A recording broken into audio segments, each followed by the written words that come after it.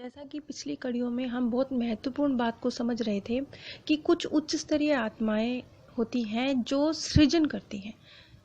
ये सृजन सजीव और निर्जीव दोनों तरह का होता है। पेड़ पौधे, कीड़े मकोड़े, चट्टानें, जिस चीज़ का आप सोच सकते हैं, जिस भी चीज़ की आप कल्पना कर सकते हैं, वो सभी चीज़ें उच्च स्तरीय आत्माओं के द्वारा निर्मित की गई हैं।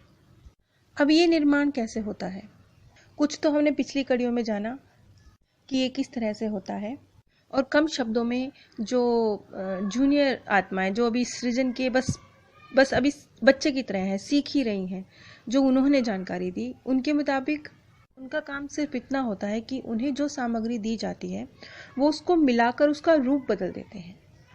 और जो बहुत ही एकदम जूनियर आत्माएं हैं वो सिर्फ ऊर्जा की मात्रा, उसकी जो फ्रीक्वेंसी है उसे घटा बढ़ाकर, ये बहुत जटिल कार्य नहीं होता, ये बहुत सरल कार्य है, ऊर्जा की सिर्फ मात्रा को, उसकी फ्रीक्वेंसी को घटा बढ़ाकर चीज़ों का निर्माण करती हैं। और ये अधिकतर जो क्योंकि जूनियर है तो वो निर्जीव चीज़ों का ही निर्माण करती हैं। यहाँ एक बहुत खास सवाल था। मैं तो समझता था कि ये सब कुछ प्रकृति की देन है। इस पे उत्तर भी बड़ा खूबसूरत था। माध्यम ने हंसते हुए उत्तर दिया, तो तुम क्या सोचते हो, प्रकृति क्या है? इस पर वो बोले कि जो तुम्हारे इस्तेमाल के लिए इन तत्वों की रचना करता है। मतलब तुम अगर ऊर्जा के रूप के साथ खेल रहे हो तो उस ऊर्जा के रूप का जो एक प्राथमिक पदार्थ है उसकी भी तो रचना किसी ने की है ना। ये जो भौतिक पदार्थों का आप निर्माण कर रहे हैं, इस भौतिक पदार्थ का जो मूल तत्व है उसकी रचना भी तो किसी ने की है ना। तो इस पर जवाब था, वो सृजनहार, और वो मेरी तुलना में बहुत विशाल पैमाने पर संरचना करते हैं।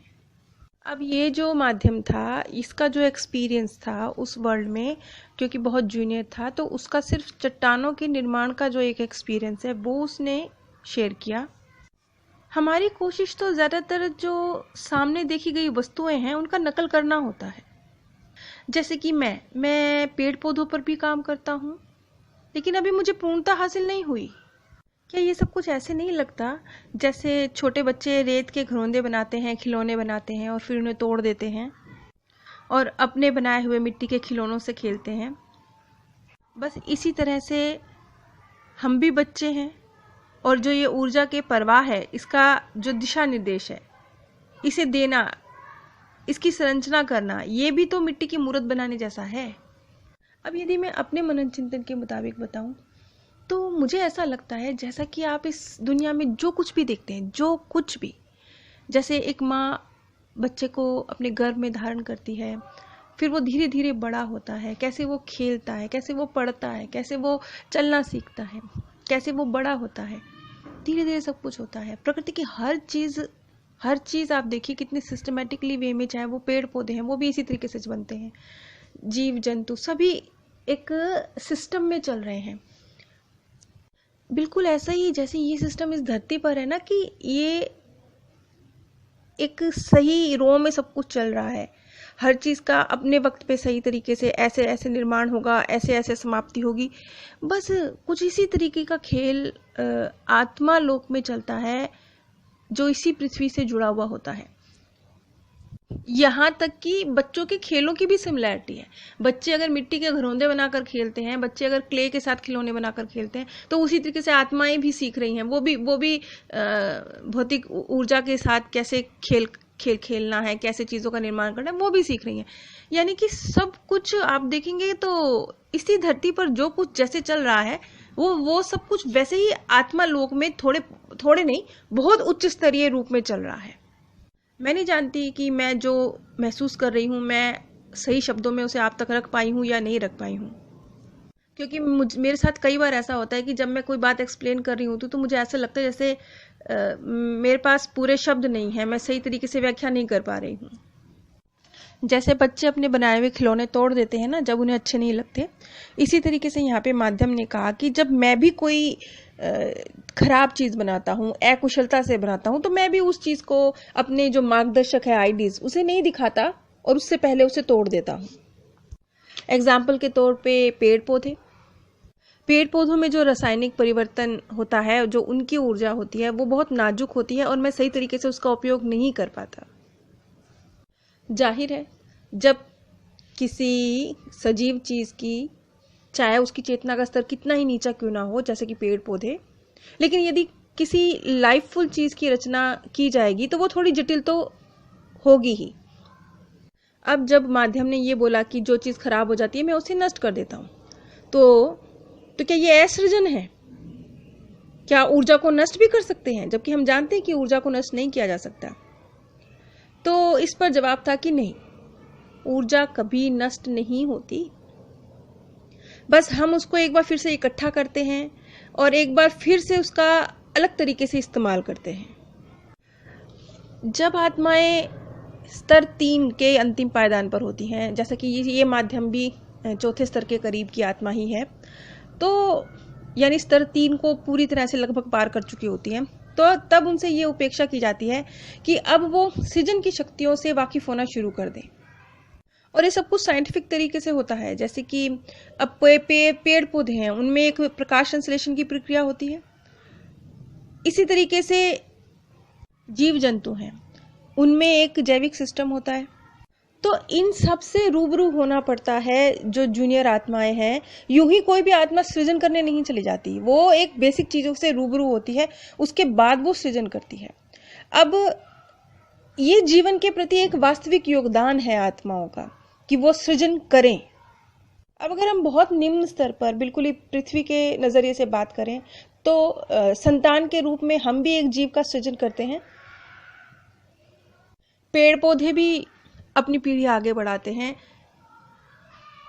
पशु पक्षी भी सृजन करते हैं संतान के रूप में, वो भी आगे बढ़ते हैं। तो इस तरीके से ही ये एक आत्मिक रूप से सृजन है, वो तो एक शारीरिक सृजन है। जैसे इस पृथ्वी पर है, संतान पैदा हो रही है, हर जीव जंतु की पैदा हो रही है, मनुष्यों की पैदा हो रही है, पेड़ पौधों की पैदा हो रही है, तो वो एक भौतिक नजरिए से सृजन हो रहा है। लेकिन एक आत्मिक नजरिए से जो सृजन होता है वो ये सृजन है। जैसे पृथ्वी पर भी जब आप पूर्ण विकसित हो जाते हैं तब आप सृजन करने की क्षमता रखते हैं, बच्चे सृजन नहीं करते। इसी तरीके से जब आत्माएं भी पूर्ण विकसित तो नहीं कहेंगे, लेकिन बहुत हद तक थोड़े उच्च स्तर की हो जाती हैं, विकसित हो जाती हैं, तब वो सृजन करती हैं। थोड़ा ध्यान देंगे तो सब कुछ इस पृथ्वी के सिस्टम से मिलता जुलता ही है। ये कहिए कि पृथ्वी का सिस्टम से आत्मा लोक के ही सलीके से ये पृथ्वी का एक सिस्टम बना है।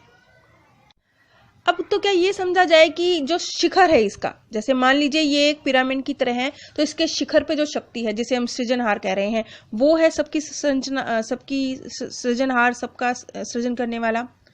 तो इस पर जो माध्यम का जवाब था कि नहीं, ये कोई पिरामिड नहीं है, ये तो ऐसा है जैसे कपड़े का एक टुकड़ा जिसमें बहुत सारे धागे हैं, धागे एक दूसरे से एक ताना बाना बुना हुआ है, एक का दूसरे पे असर, दूसरे का एक दूसरे से मिलके वो कपड़ा तैयार हुआ है। अगर आप सभी ने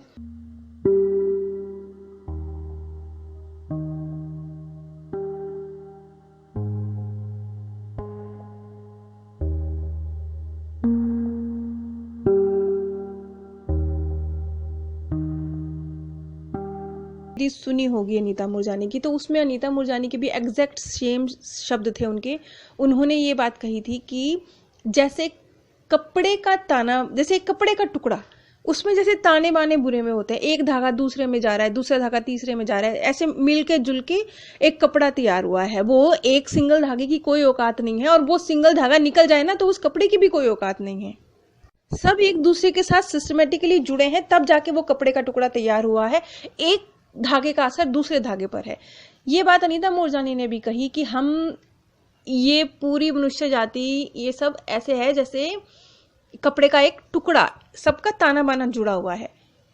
अब जरा इस दुनिया को देखिए, यहां पर भी एक का असर दूसरे पे पड़ता है, आपका असर आपके बच्चों पे पड़ता है, आपके बच्चों का असर आप पे पड़ता है। पूरी जो मनुष्य जाति है, कोई भी डेवलपमेंट होती है, कोई भी आविष्कार होता है, सबका असर एक दूसरे पे पड़ता है। एक चीज ग्रो करती है, उसका असर पूरे समाज पे पड़ता है। हम इस तरीके से एक दूसरे से जुड़े हुए हैं बाय बर्थ ही। हमें एक दूसरे के ऊपर जैसे ही हम पैदा होते हैं, माता पिता का हम पर असर, हमारा असर माता पिता पर, उनके जीवन में परिवर्तन, हमारे जीवन में परिवर्तन, सब ताने बाने एक दूसरे पे असर डाल रहे हैं। ये जो जितने भी ये धागे हैं ना, ये सब धागे एक दूसरे से मिलकर उस कपड़े के ऊपर असर डाल रहे हैं, उस कपड़े का निर्माण कर रहे हैं। इंडिविजुअल कोई धागा नहीं है, एक धागे का कोई रोल नहीं है, सबका असर सब एक दूसरे पर पड़ रहा है। बस इसी तरीके से है यहाँ पर भी। यहाँ मुझे अनीता मूरजानी की एक लाइन याद आती है। उन्होंने ये बात कही थी कि मृत्यु के बाद की दुनिया में जब उन्होंने एक्सपीरियंस किया तो उन्होंने एक बात महसूस करी थी कि ये जो ताना बाना है, ये जो कपड़े का टुकड़ा है, ये ऐसा है कि अगर उसमें से मैं निकल गई, यानी कि मैं अगर पृथ्वी पर लौटने का फैसला नहीं लेती, उसमें से अगर मैं निकल गई तो बहुत जल्दी जो उनके हस्बैंड है वो भी इस दुनिया को अलविदा कह जाएंगे। ये ताना बाना कुछ ऐसा है। ये शब्द अनीता मूरजानी के थे जो एग्जैक्टली इसी तरीके से जहां तक मुझे याद है थे। तो उनके और उनके हस्बैंड, ये जो एक तरह से दो धागे हैं, ये एक दूसरे से आपस में ऐसे गुथे हुए थे कि अगर एक निकल गया तो दूसरे को ढीला पड़ जाना है, उसने भी निकलना है। ये अनीता मूरजानी ने उस समय कहा था जब वो भी इसी तरीके की एक बात कह रही थी कि ये सब कुछ एक कपड़े के टुकड़े की तरह है, सब ताने बाने जुड़े हैं। तो उन्होंने कहा था कि हर शख्स जो मेरे जीवन में आया, इवन जिसका बहुत छोटा सा रोल मेरे जीवन में रहा, यहाँ तक कि जब वो स्कूल में थी तो एक जो लड़का था उनकी क्लास का, उनसे आयु में थोड़ा बड़ा, वो उन्हें बुली किया करता था, तो उसका भी एक रोल था। वो भी उस कपड़े में धागे का एक टुकड़ा है, वो उसका भी एक असर है, वो भी इस ताने बाने का हिस्सा है। तो यहाँ पर भी यही शब्द थे माध्यम के कि हम कोई पिरामिड नहीं हैं कि सबसे ऊपर कोई है, बल्कि ऐसे हैं हम जैसे कपड़े का एक टुकड़ा, सब ताने बाने आपस में गुथे हैं। अब इसी चीज़ को मैं अगली कड़ी में एक्सप्लेन करूंगी।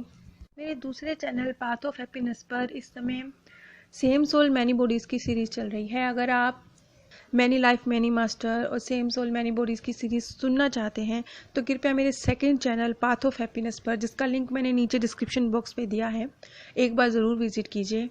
नीचे डिस्क्रिप्शन बॉक्स में ही मैंने आप सभी के साथ अमेज़ोन का लिंक शेयर किया है।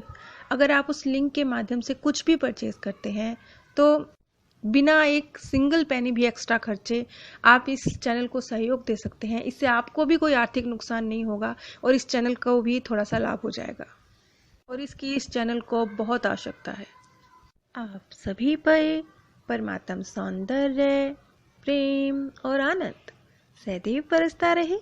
आप सभी दिव्य परम धाम में स्थान प्राप्त करें। जैसा कि पिछली